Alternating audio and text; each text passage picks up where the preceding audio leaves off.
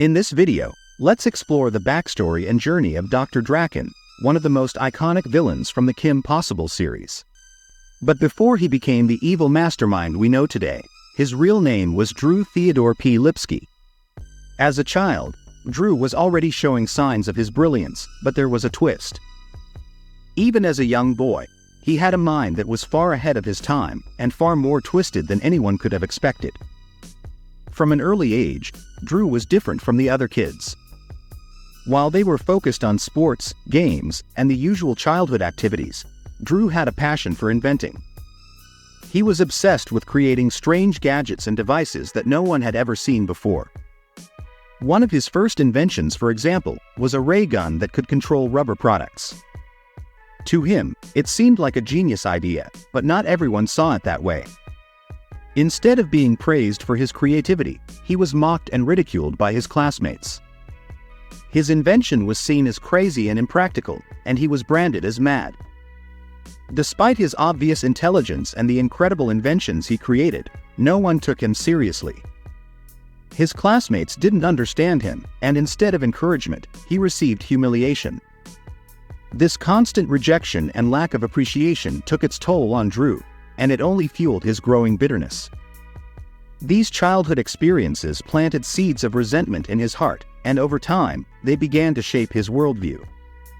Instead of seeing the world as a place he could belong in, he started to see it as something that needed to be controlled, something he needed to conquer.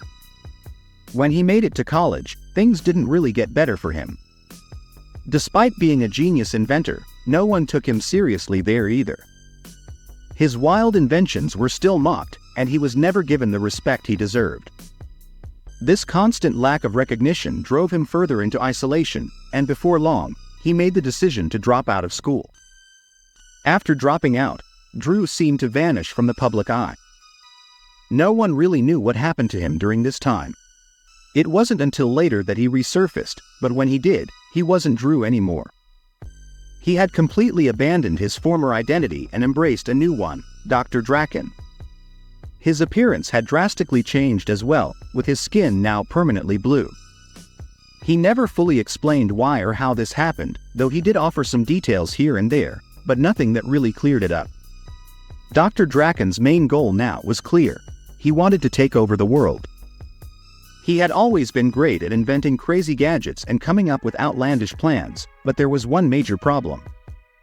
No matter how brilliant his ideas were, he was terrible at carrying them out. Every time he got close to achieving his goal, Kim Possible and Ron would step in and ruin his plans.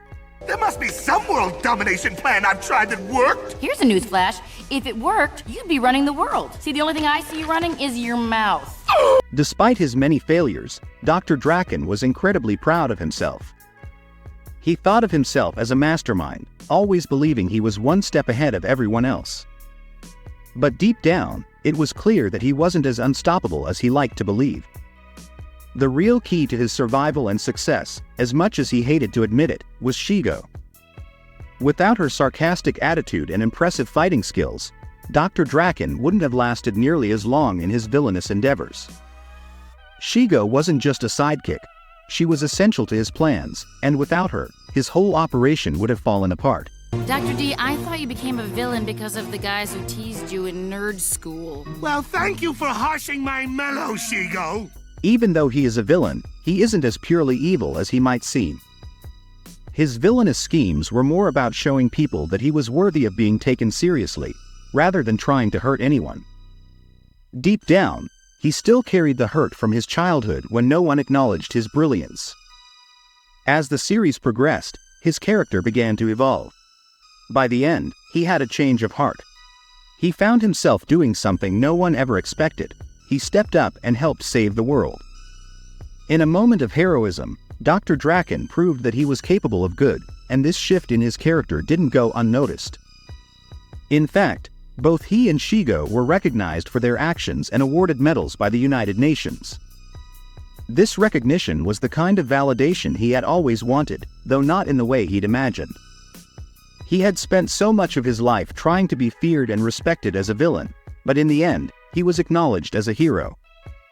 It was the kind of respect he had always craved, but it came in a form he never expected. He wasn't remembered as a villain who tried to conquer the world but as someone who in the end helped save it.